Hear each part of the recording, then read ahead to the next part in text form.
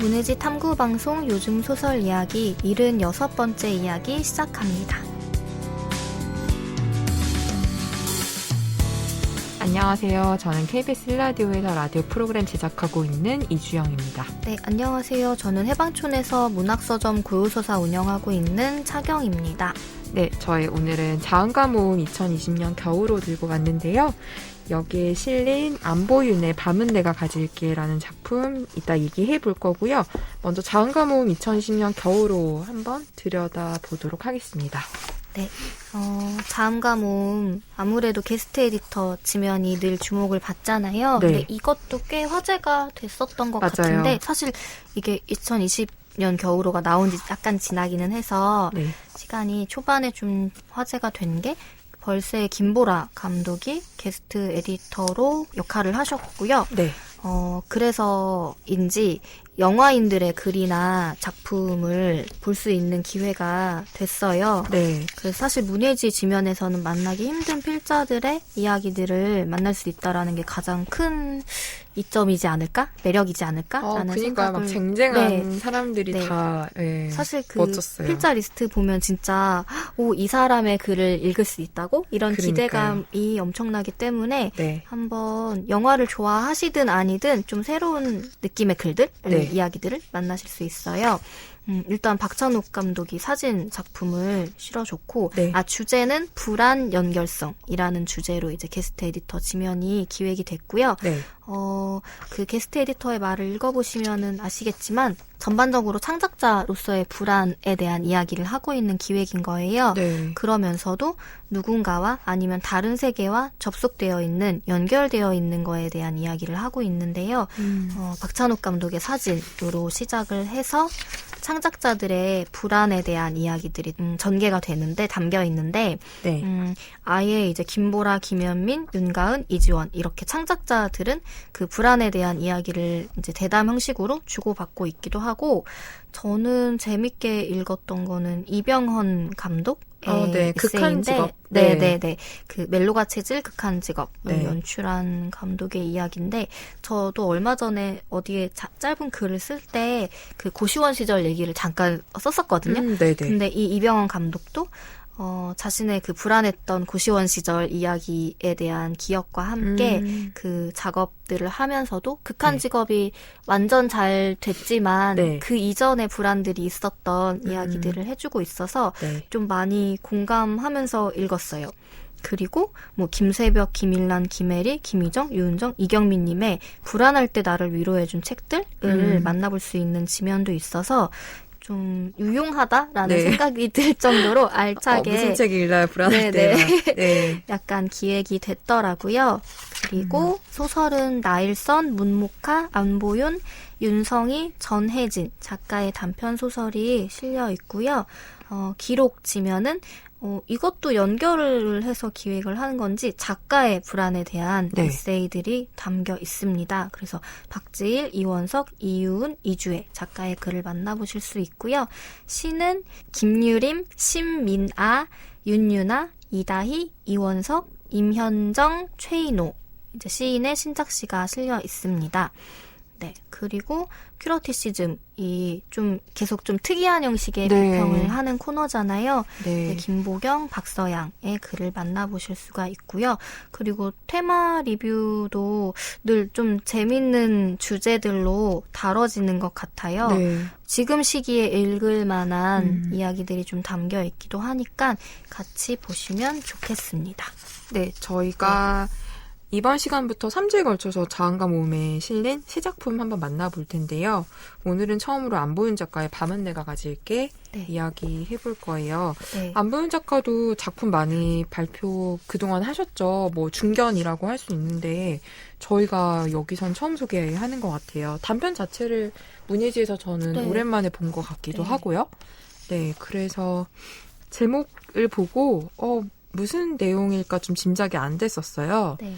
근데 제목은 조금 부드러운 느낌의 밤은 내가 가질게인데 처음 시작이 그 어린이집에서 약간 학대 이야기로 시작하잖아요. 네, 그래서 이게 어떻게 되는 거지 했는데 이 밤은 내가 가질게라는 말이 그 소설 말미에 나오면서 네. 갑자기 이 소설이 되게 좀 이 제목이 확 좋아지는 전 느낌을 좀 맞아요. 받았었어요. 그래서 이따가 그 부분을 말씀을 드릴 거고 제가 줄거리부터 좀 설명을 해드리면 일단 여기서 화자인 나는 30대 초반인 것 같아요. 그 여성인데 어린이집 교사예요. 근데 조금 성격이 어린이집 교사라고 우리가 흔히 생각할 때 느끼는 뭐 따뜻하고 정이 많고 약간 그런 스타일 전혀 아니고 냉정하리만큼 조금 단호하고 공은 공이고 사는 사고 어린이집 교사는 선생님이 아니라 보육 서비스를 제공하는 사람. 우리는 학부모의 마음을 알 필요가 없고 아이들도 그냥 잘 맡아서 보호해주면 되는 그 정도의 약간 좀 선을 좀 심하게 긋는 그런 성격의 소유자예요. 네. 근데 이 어린이집 교사인 내가 나무반이라고 4세반을 맡고 있는데 여기에 조금 문제적인 학부모가 등장을 하죠. 주승이 엄마인데 이 주승이라는 아이가 되게 몸집도 작고 주눅 들어있고 조용한 친구인데 이 주승이가 이 어린이집으로 오면서 아동복지국에서 공문이 하나 같이 와요. 이 주승이 엄마한테 아동학대 전력이 있으니 이상 징후가 있으면 곧바로 신고해라. 그래서 처음부터 약간 예의주시하고 있었는데 아니나 다를까 이 주승이 엄마로 보이는 이 여자가 주승이를 학대한 정황이 발견이 돼요. 그래서 가차없이 이 아동복지국에 신고를 하는데 근데 이제 이 주승이의 학대 정황을 발견하는 약간 그 과정이 저한테는 처음엔 조금 놀랐었어요. 어떤 식이냐면 주승이 엄마가 어린이집에서 이런 식으로 우리 애 몸에 상처 낸 거 아니냐고 한번 항의한 적이 있어서 이걸 막기 위해서 주승이가 어린이집에 등원을 했을 때 어머니 앞에서 주승이 옷을 다 벗겨요. 그래서 어머니 지금 주승이 몸에 상처가 하나도 없죠. 그걸 확인시키고 들어가요. 그리고 주승이가 다 놀고 이제 하원을 할 때 또 옷을 어머니 앞에서 다 벗긴 다음에 주승이 몸에 상처가 없으니 내일 아침에 왔을 때 주승이 몸에 상처가 생기면 그건 당신이 한 짓이다. 이런 식으로 매일매일 확인 작업을 거치거든요. 네. 저는 좀 놀랐어요. 이 과정이. 근데 이 화자는 거기에 대해서 상관없다. 내가 지금 하는 일은 정의롭고 타당하다. 심지어 주승이를 위한 일이기도 하다. 이렇게 얘기를 해요. 근데 어쨌든 뭐 그 과정에서 학대했던 정황이 주승이 몸에 상처가 발견돼서 아동복지국으로 주승이가 이제 떠나죠. 그리고 또 하나의 이제 이야기 축이 나의 친언니와의 관계인데 친언니가 여기서 34살로 나오는데 이 친언니가 좀 심하게 대책이 없어요. 그러니까 단순히 착하다기보다 거의 바보스러울 정도로 사람을 믿고 맨날 사기당하고 돈 빌려주고 못 받고 노예생활 비슷하게 하고 막 얻어맞고 거의 막 이렇게 사는 언니인데 당연히 뭐 경제력은 없고 근데 다행히 이제 이 두 자매의 어머니가 조금 여유가 있으신지 딸들한테 이제 집도 사주고 이렇게 편안하게 좀 생활할 수 있도록 그걸 좀 제공을 해주는데 어쨌든 그 언니가 뭐 실종이라고는 말을 하지만 어쨌든 집을 나가서 이상한 사이비 종교 같은데 좀 꼬임을 당해서 있다가 2달 만에 들어오는데 엄마가 이제 야 그냥 네가 언니랑 좀 같이 살아라 이제 언니가 갑자기 자기 집으로 들어오게 되죠. 그래서 이 주승이와 관련된 이야기가 한 축이고 나와 갑자기 동거를 하게 된 골칫덩이 같은 이 언니가 이제 한 축이어서 두 축이 교차되면서 이야기가 펼쳐지는데 주승이 편을 좀 더 말씀을 드리면 주승이가 돌아와서 이제 어머니는 접근 금지가 됐고 그 대신에 할아버지가 주승이를 이제 등원과 하원을 시키는데 좀 끔찍하죠. 네. 이 할아버지에게도 결국은 주승이가 학대를 당한 것이 밝혀져서 이제 경찰에 신고하고 그런 과정이 발생을 하고요. 이제 그 가정에서 방치당하는 이 주승이를 어떻게 돌봐야 하느냐. 그러니까 이 보육교사의 태도와 관련해서 이 주임 교사인 나와 20대 초반에 되게 애기 교사인 나무반이라고 불리는 이 보조교사 사이에 약간 좀 의견 충돌이 일어나요. 근데 한마디로 말하면 이 보조교사는 이제 언니 같은, 나의 친언니 같은 그런 마음으로 조금이라도 더 곁을 내주고 조금이라도 더 돌봐주고 조금이라도 더 선의를 가져야 한다라고 되게 굳게 믿고 있는 신념이 있는 사람이고 나는 그런 식으로 네가 선을 베풀면 그들은 악으로 갚을 거야 너에게. 이렇게 얘기를 해서 결과적으로는 약간 나의 방식이 맞았던 시기에 약간 그런 식의 좀 이야기가 전개가 되는데 그래서 좀 내가 이런 식으로 좀 가혹할 만큼 어린이집 교사인데도 이런 식으로 행동하고 이런 식의 사고방식을 갖게 된 건 결과적으로 이제 그 이야기의 또 다른 한 축이 언니 때문이죠. 이 언니가 맨날 사고를 치고 뒤치다거리를 하게 만들고 가족을 힘들게 하니 그렇게 사는 게 너는 되게 선해 보이지 근데 그거 하나도 선한 거 아니야. 약간 이런 마음으로 계속 지켜보거든요. 근데 이제 결론으로 가면 이랬던 내가 언니를 좀 드디어 이해하게 되는 약간 그런 순간이 찾아오는 식으로 이야기가 끝나요.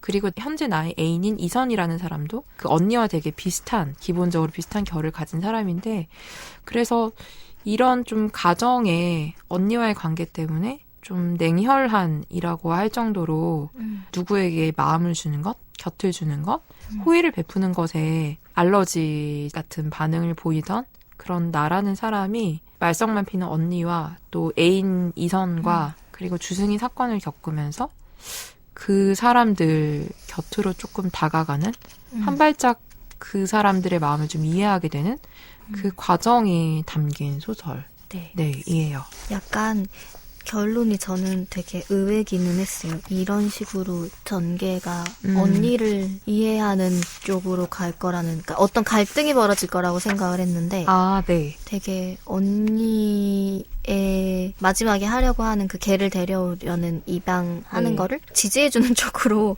가서 약간 당황스럽긴 했는데, 근데 어떻게 보면은 그 주승이와의 이 일로 인해 계속 무장을 하고 있었던 이 화자의 마음도 많이 흔들리고 있는 상태기는 하잖아요. 그러면서 그때 언니가 이제 함께 살면서 그 이 사람의 마음에 다 영향을 주고 있는 것들, 그러니까 자기를 좀 보호하려고 무장을 하고 살았던 사람 같은데 그것들을 좀 해제시키는 일들이 벌어지고 그거에 대해서 좋은 방향으로 마음이 열리는 쪽으로 이야기가 전개가 되는데, 이게 왜 저한테 의외였냐면은 저는 이 언니 캐릭터를 이해를 하기가 너무 힘들었거든요. 저도요, 사실 이게 그래요. 선하다고 보여지지 않는, 저는 약간 동생의 마음에 가까운, 그러니까 주승이에 저도요. 대한 보호 방식은 의외기는 하지만 너무 단호하다고 할 수 있잖아요. 근데 헷갈리긴 했어요. 왜냐면 가족을 대신할 수 없는 상황이니까. 물론 뭐 어린이집 교사는 선생이 아니야, 그냥 서비스직이야, 학부모들은 고객이야, 이런 태도 자체를 지지한다는 뜻이 아니라 자기애가 할 수 있는 영역에 대해 좀 확실히 그러면서 책임을 다 지기는 하잖아요. 필요한 일들을 하는데, 근데 뭐 예를 들어 주승이의 몸에 이제 엄마의 학대의 흔적을 찾았을 때 기뻐한다거나 이 멍이 조금 더 선명했으면 좋았겠다라고 하는 것까지는 사실 이 사람도 많이 간 거죠. 이 화자도 그 무장을 하다 보니까 자신이 무엇을 위해 이렇게 됐는지를 잊어버린 느낌이기는 했어요. 그러니까 사실은 언니나 이 동생이나 둘 다 어떤 마음의 결함을 갖고 있긴 하잖아요. 근데 그게 좀 많이 극과 극으로 갈라져 버린? 이 엄마 캐릭터도 이런 엄마 아래서 만약에 교육을 받고 자란다면은 이 두 딸이 나온다는 게 어떻게 보면 이해가 되기도 해요. 맞아요. 이 엄마의 권력인 거잖아요. 좀 딸들을 휘두르는 엄마인 것 같은데 그거를 또 자기의 좀 기쁨으로 삼는? 그랬을 때 그런 엄마의 도움을 필요로 하지 않는 굉장히 이성적인 딸로 자라거나 아니면 또 다른 식으로 엄마에게는 자기가 부족하고 엄마에게는 늘 받는 사람이지만 남한테 이거를 좀 돌려주는 쪽에 집중을 하는 그래서 이제 뭐 수많은 남자들에게 이제 경제적으로 막 착취도 당하고 이상한 종교 집단에도 결국엔 빠지게 되고 그 마음을 좀 다른 쪽으로 돌리려고 하는, 그러니까 두 딸의 이렇게 된 결과가 사실은 이 엄마 캐릭터를 보면은 되게 짧게 등장하긴 하지만 이해가 돼요. 저는 엄마가 둘째 딸의 언니랑 나는 상관이 없는 사람이고 언니가 저렇게 된 데에는 엄마의 책임도 있다라는 식으로 좀 단호하게 끊어냈는데 엄마가 웬일로 그거에 대해 반박을 하지 않더니 그냥 바로 언니의 짐을 택배로 보내버리고 언니를 문 앞에 세워두는 결과가 좀 되게 많이 폭력적이라는 생각을 하긴 했거든요. 그래서 처음에는 엄마 치료받으셔야 될 것 같아요. 다 언니도 그렇고 네, 치료가 맞아요. 네. 필요한 웃으면서 할 얘기는 아니지만 네. 아무튼 그런 좀 상황의 인물들이라 네네네. 보는 제 마음이 좀 긴장이 많이 되는 게 있었어요. 음. 근데 이게 아까 말씀하신 제목의 부드러움이라던가 네. 이게 강아지랑 연결되는 이야기잖아요. 네. 그런 것들이 좀 이 소설을 읽으면서 되게 유려하게 이게 처리가 되는구나. 네. 그러니까 처리라고 하면 좀 표현이 좀 이상하지만 네. 어쨌든 이 안에 이렇게 극과 극으로 치다른 인물들이 화합할 수 있게 만들어주는 거. 네. 그리고 이선이라는 이 연인 캐릭터도 네. 되게 어떻게 보면은 중재자의 느낌을 너무 잘 갖추고 있어서 네. 네. 그래도 이 화자에게 이선이라는 연인이 있었던 게 좀 다행이다라는 생각이 들기도 들고 맞아요. 약간 의외의 전개를 마지막에 가지만 그게 또 그렇다고 해서 합리적인 이야기가 아닌 느낌은 전혀 아니어서 네. 그런 것들을 좀 생각하면서 읽게 됐었고 네. 그리고 이게 의도는 당연히 할 수 없었겠지만 지금 이제 아동학대 이야기들이 굉장히 첨예한 이슈잖아요. 네. 저도 근데 이게 이제 네. 발표된 시점 생각하면 전혀 네, 그렇게 그렇지 의도할 않은데, 수 없는데도 네. 되게 시가 맞는 이야기라서 조금 더 긴장하면서 읽었던 네, 것 같기는 맞아요. 해요. 그리고 네. 그 주승이가 어린이가 하는 네. 행동이나 이런 게 놀라웠다고 하면 좀 그런데 이게 너무 현실적인 것 같았어요. 네. 이 정말 학대당하는 어린이에 대한 작가가 그냥 쓴 게 아니구나라는 네. 생각을 했어요. 맞아요. 상상해서 쓴 이야기가 아니구나라는 네. 생각이 들면서 맞아요. 이 어린이가 도움을 요청 하는 방식. 그게 너무 생각지도 못한 거였고 네. 그 학대의 집요함 같은 것도 그런 것들이 그리고 그 등원시키고 하원시키는 시간을 지키지 않는 그 할아버지와 이제 덩달아 좀씩 늦게 오는 다른 학부모들의 이야기. 그러니까 이게 학대가 꼭 폭력적인 것만은 아니긴 하잖아요. 네. 방치도 맞아요. 그런 건데 그런 여기서 담기지 않은 방치된 아이들을 되게 많이 보았을 거 아니에요. 이 어린이집 교사로서. 네. 그런 이야기들도 담겨 있고 그렇게 살려면 나무반 이 어린 선생님처럼 계속 마음을 다 주면은 오랫동안 이 일을 할 수 없고 스스로를 보호하지 못하는 영역에 있는 이 어린이집 교사들에 대한 이야기도 좀 생각을 해보게 돼서 네. 어린이집 이야기만으로도 저한테는 되게 강렬한 맞아요. 게 남는 소설이기는 했거든요. 네. 근데 거기에 진짜 만만치 않은 언니 캐릭터까지 나오면서 근데 정말 그런 모든 좀 신경질적으로 읽는 사람도 마음을 졸이게 만드는 소설인데 제목과 딱 그 마지막 에피소드가 그거를 다 좀, 녹여요. 네, 다 풀어주는데 네. 이게 뭐지? 약간 언니를 저는 이해했다기보다는 받아들였다? 네, 저번 시간에 했던 말도 생각이 나는 게 그냥 이런 사람도 있는 현실적으로 이런 사람이 그래, 그러니까 스스로 약간 옆에서는 누군가는 바보 같고 미련하다고 할 만한 사람이지만 사실 어떻게 보면 자기가 폭력적인 상황을 겪는 거를 방어를 전혀 못하는 사람이잖아요. 그쵸. 저는 이게 절대 좋다고는 못 보는데 그 마음을 또 다른 사람에게, 다른 대상에게 마음을 주는 걸로 네. 바꾸는 거. 그러니까 내가 받은 폭력을 폭력으로 푸는 게 아니라 내가 받은 폭력을 다른 사람에게는 애정으로 바꿔서 전달하는 것도 사실은 보통 멘탈은 그쵸. 아니구나. 그 네. 마음을 가질 수 있는 건 여기서 왜 강아지 그 봉사 갔다 와서 언니가 봉사란 참 좋은 거구나 이런 식의 얘기를 하는데 처음엔 속이 터지다가도 그쵸. 그래 좋은 거지. 좋은 거겠지. 그치 좋은 거지. 그 하는 일이 나쁜 일이 전혀 아니잖아요. 근데 정말 이 현실적인 사람과 비현실적인 두 사람 사이에서 읽는 저는 어디가 맞다고 해야지? 저는 사실 그 왜 이선도 연인도 그 강아지 보호소에 봉사를 하러 가면서 입양하고 싶은 충동 이제를 느끼는 이야기들이 있잖아요. 네. 근데 여기서 화자는 이번 달에 눈에 밟힌 아이를 데려오는 건 좋은데 그럼 다음 달에는 그 다음 번에는 근데 그것도 되게 맞는 말이라는 생각을 했어요. 네. 그래서 되게 굉장히 현실적인 관찰들이 여기에 되게 많이 담겨 있구나라는 생각이 들면서 어느 게 옳고 그른지에 대한 거를 다 흐트러 놓은 상태가 사실은 현실이잖아요. 네. 우리가 다 칼로 자르듯이 말을 할 수가 없잖아요. 네가 옳고 네. 너는 옳지 않아. 이런 식의 판단을 할 수 없는 일들이 사실 너무 많기 때문에 이 소설에서 그런 좀 다루기 힘든 이야기들을 되게 잘 풀어놨다라는 생각을 좀 했던 것 같아요. 약간 주승이 에피소드도 사실은 그 결과가 어떻게 되는지 나오지는 않지만 네. 어쨌든 그냥 아동복지국에 연락을 하지 않고 112를 누르는 선택으로 가는 거. 그러니까 이 화자에게도 어떤 정의감은 남아있는 거잖아요. 네. 그런 것들을 좀 보여주거나 결국에는 아픈 강아지를 데려오는 걸로 끝났을 때 아, 이게 진짜 뭐가 옳고 누가 더 현명한지에 대해서 생각을 좀 복잡하게 만드는 게 있긴 네. 있더라고요.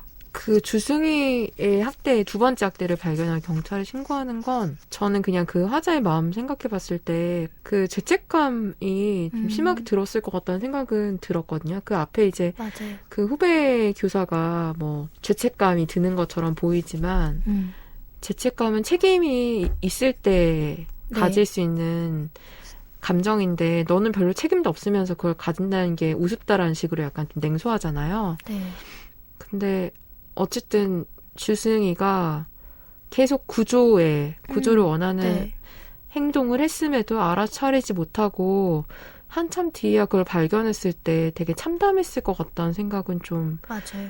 들었어요. 예. 네. 그래서 밤토리를 이제 키우는 일에도 조금 마음이 달라졌을까 이런 생각도 약간 들었고 아까 그 저희가 이제 얘기했던 밤은 내가 가질게라는 제목은 이제 유기견을 입양하게 됐는데 봉사하던 그 유기견 이름이 밤토리였는데 그 밤토리라는 이름이 적힌 그 개 목에 걸려있던 은색 펜던트를 이제 끊어내면서 언니가 그 유기견에게 이렇게 말을 해요. 밤토리였는데 이름이 그 중에 밤은 내가 가질게. 이제 너의 이름은 토리야. 이렇게 얘기를 하잖아요. 근데 너무 좀 아름답다라고 좀 느껴질 정도로 맞아요. 조금 마음이 되게 따뜻해졌어요. 앞에 그렇게 막 날 서 있고 막 첨예하게 뭐 윤리적인 어떤 고민이든 이런 것들이 막 되게 부딪히다가 마지막에 딱 그 말을 밤은 내가 가질게라는 그 말 자체로 좀 약간 스르르 마음이 좀 풀리는 느낌? 이런 생각이 좀 저도 들어서 되게 처음에 시작한 약간 그런 날 서 있던 것이 마지막에 이렇게 부드럽게 결론이 나는구나. 저도 그게 좀 신기하기도 했고 저도 언니를 이해 못하겠는데 네. 그러니까 왜냐하면 너무 극단이에요. 이 동생도 극단이고 이 언니도 너무 극단이에요. 그래서 저는 사실은 이걸 조금 줄이면 어떨까라는 생각이 살짝 들었어요. 이 캐릭터에서 그 네. 극단성을 조금만 빼면 어떨까? 왜냐하면 이 언니 같은 사람이 진짜 있나? 저한테는 약간 그런 현실 감각적인 면에서 이 화자인 나는 뭐 충분히 있을 법한 사람이라고 생각하는데 언니는 저한테는 조금 정말 현실에 이런 사람이 있단 말이야 계속 이런 약간 좀 의심이 들긴 했었거든요. 근데 어쨌든 언니랑 이제 나누는 대화가 말미에 나오는데 이제 인간한테 가망 없다 싶으니 이제 개로 갈아타려는 거야? 라고 조금 또 냉소적으로 이제 내가 언니한테 물으니 그럴지도 모르겠다라고 하면서 그래도 나한테는 그게 중요해. 아무 의심 없이 대할 수 있는 존재가 내 앞에 있다는 거. 그래서 내가 아직 상냥한 채로 남아 있어도 된다는 거. 그게 나한테는 정말 중요해라고 얘기를 하는데 여기서 조금 언니를 좀 이해라고 해야 되나? 전 그 단서를 여기서 조금 발견하긴 했어요. 그러니까 이 언니가 이렇게 사랑을 퍼주는 것도 내 마음을 상하게 하고 싶지 않아서 그러니까 나는 주변의 사람들과 선을 긋는 방식으로 나를 보호하지만 이 언니는 자신의 마음을 보호하는 방식이 의심 없이 사랑을 퍼부을 수 있는 존재를 계속 만나는 거. 그래서 그걸 통해서 내가 여전히 상냥한 마음, 사랑을 줄 수 있는 마음을 간직하는 거, 유지하는 거. 이게 언니만의 자신을 보호하는 방식일까? 이런 생각도 좀 들었지만 그래도 네, 그래도 좀 언니는 힘들고 이선은 그래도 좋았는데 근데 또 그런 생각 들었어요. 이 화자가 그런 사람들 엄청 싫어하면서 그런 사람들한테 둘러싸여 살고 있네. 애인도 사실 이선도 어느 정도 언니 과잖아요. 그래도 선의를 가지고 그거를 좀 표현하려는 사람이기는 하죠. 네. 누군가에게 개입도 할 줄 알고 네. 언니에게도 지금 개입을 하는 역할을 하는 거잖아요. 네. 이선을 연인으로 둔 게 사실은 화자도 당연한 얘기지만 따뜻함을 필요로 하잖아요, 사람은. 네. 그렇기 때문에 이선이라는 언니에 비하면 훨씬 현명한 네. 이제 애정을 지닌 사람을 가까이 두는 것까지는 어떻게 보면 마음을 허락한 유일한 사람 같은 느낌이니까 네. 가능하지 않았을까라는 생각을 이선에 대해서는 했었고 네. 이선이 이 화자에게 정말 너무한다고 좀 질려버린 듯이 얘기를 하고 나가버리는 장면 같은 것도 있잖아요. 네. 저는 오히려 그럴 때 그러니까 언니랑 비슷하다고 느낀 거가 그 공감이 되는 게 이선한테는 언니가 이해할 수 있는 사람처럼 보인다는 게 좀 신기하긴 했어요. 저는 이제 어쨌든 계속해서 이해를 하지 못하는 시선으로 보고 있었고 네. 근데 저는 현실에 이런 언니 같은 캐릭터 너무 충분히 있을 것 같아서 네. 왜냐하면 사실 애정이고 사랑이긴 하지만 연민으로 자기 눈을 가려버리는 사람? 그러니까 자기가 그 외 자기를 폭력적으로 대하는 남자한테도 벗어나려는 노력 같은 거를 좀 의지가 네. 없는 거잖아요. 네. 그리고 그런 경험을 해도 또 그런 사람과 사랑에 빠지는 건데 그게 어떻게 보면 여기서 이 밤은 내가 가질게가 이 언니의 태도인 것 같아서 뭔가 불행은 나의 목 같은 느낌? 근데 사실 이게 저는 계속 이제 이해를 못하게 느낀 게 동생의 말도 맞는 게 언니가 자기의 연민에 빠져 있을 때 주변 사람들이 피해를 입는 거잖아요, 네. 사실. 물론 이제 피해라는 게 뭐 동생의 무엇을 뺏어서 다른 사람에게 주고 그런 피해는 아니지만 어쨌든 엄마를 계속 이제 고생을 시킨다거나 뭔가 계속 스스로 자립하지 못하는 구성원이 됨으로써 주변 가족들을 좀 힘들게 만드는 네. 신경 쓰이게 만드는 그런 거에 대한 이해를 못했거든요. 그래서 저는 언니가 약간 연민으로 자기 눈을 가려버린 사람 같다라는 생각을 했어요. 그래서 이 밤은 내가 가질게가 사실 되게 따뜻하고 너무 탁월한 말이라는 생각이 들었거든요. 네. 근데 그 밤을 혼자만 가질 것 같진 않아서 여전히 너무 감동적인 에피소드긴 하지만 아니에요. 저 너무 이해돼요. 가진다고 해놓고 이 밤을 막 동생한테 줄 것 같아 또. 야 너도 좀 밤 좀 가져라. 어떡하냐. 이게 너무 이렇게 얘기하면 그렇지만 네. 다 진짜 계속 약간 호더 수준으로 혹시 아, 네. 얘도 불쌍하면 얘도 데려오고 쟤도 불쌍하면 쟤도 음. 데려오고 그러다가 감당이 만약에 안 되거나 네. 네. 물론 이 소설의 끝에 그런 것까지 상상을 하는 건 너무 과하겠지만 저 그런 생각이 들었고 근데 마지막에 어쨌든 이 화자도 이선 네가 필요해라는 생각을 떠올리잖아요. 네. 이거는 어쨌든 타인에게 열린 마음이어서 네. 그렇게 소설이 끝나는 거는 좋다라는 생각을 하긴 했는데 네. 왜 이렇게 걱정이 되나 모르겠어요. 근데 생각할수록 진짜 이선이 있어서 너무 다행이네요. 근데 이게 결과가 언니랑 계속 평생 같이 사는 건 아니잖아요. 사실 이 소설이. 그쵸. 그래서 입양을 해왔을 때 네. 그러면 그 강아지는 누가 계속 보호를 하게 되는 거지? 라는 생각도 들면서 언니 손에 못 맡기겠죠, 그죠? 아마도 언니가 그러니까요. 과연 책임질 수 있을까라는 그러니까요. 생각도 들기도 들고 네 그것까지 걱정이 하는 건 좀 오바 같긴 하지만 그런 생각도 좀 들었어요. 근데 입양한 이 밤토리라는 네. 강아지가 피부병이 있어서 아마 버림을 받은 것 같은데 근데 은색 펜던트를 하고 있어서 주인을 찾을 거라고 생각을 했다라고 들었더니 화자가 되게 냉정하게 펜던트는 있는데 칩은 없었지? 라고 맞추잖아요. 그거를. 근데 그게 되게 예리한 거라고 생각을 맞아요. 했어요. 마음이 거기까지인 거? 맞아요. 펜던트는 보여주기식 같은 책임으로 느껴지더라고요. 문장을 읽는 순간 맞아요. 그거 너무 맞다. 이 칩을 하는 거에 대해서는 까지는 하지 않는 책임지지 않는 거 너무 많잖아요. 네.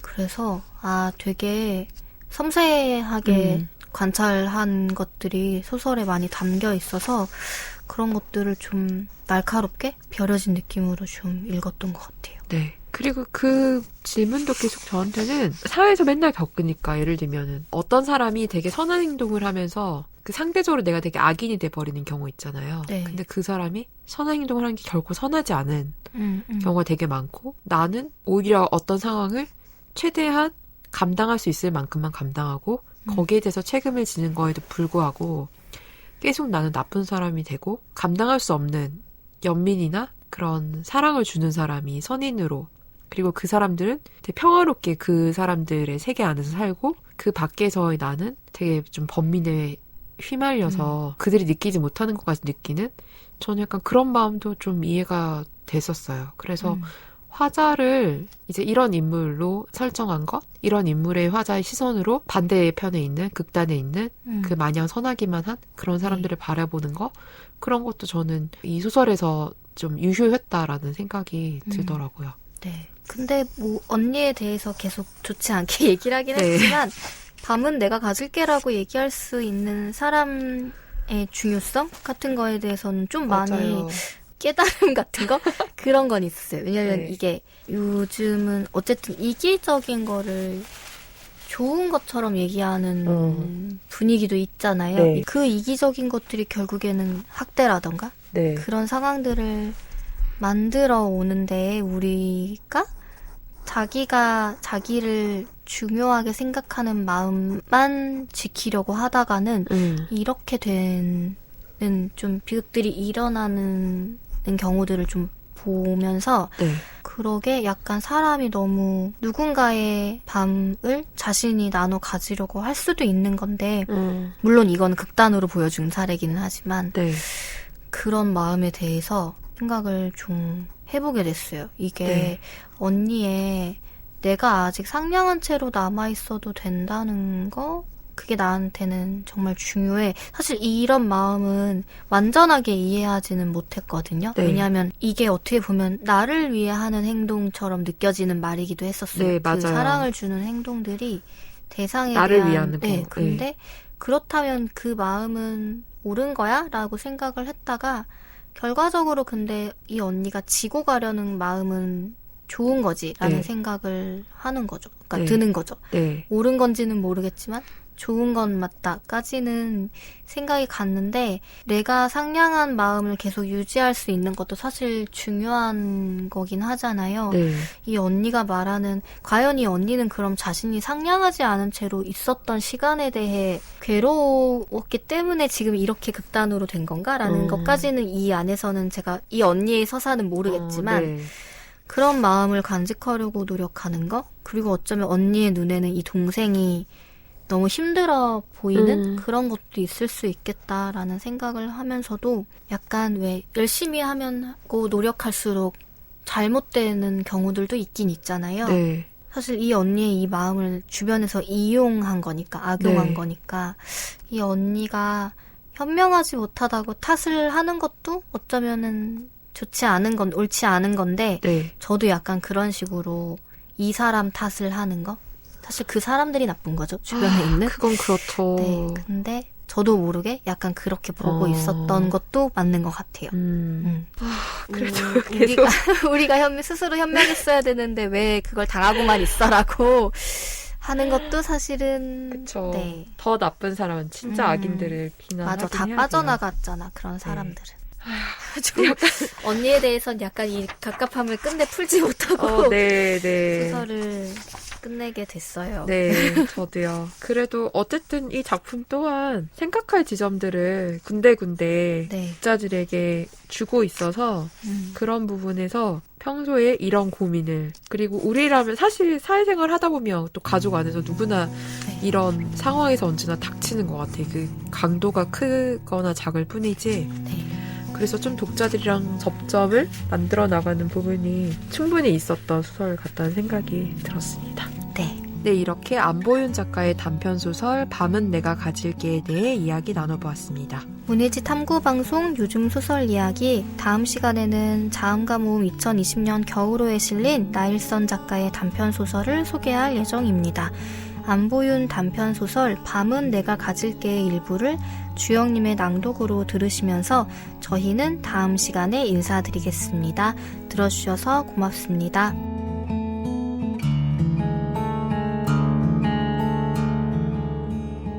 언닌 경찰서 자주 왔었지.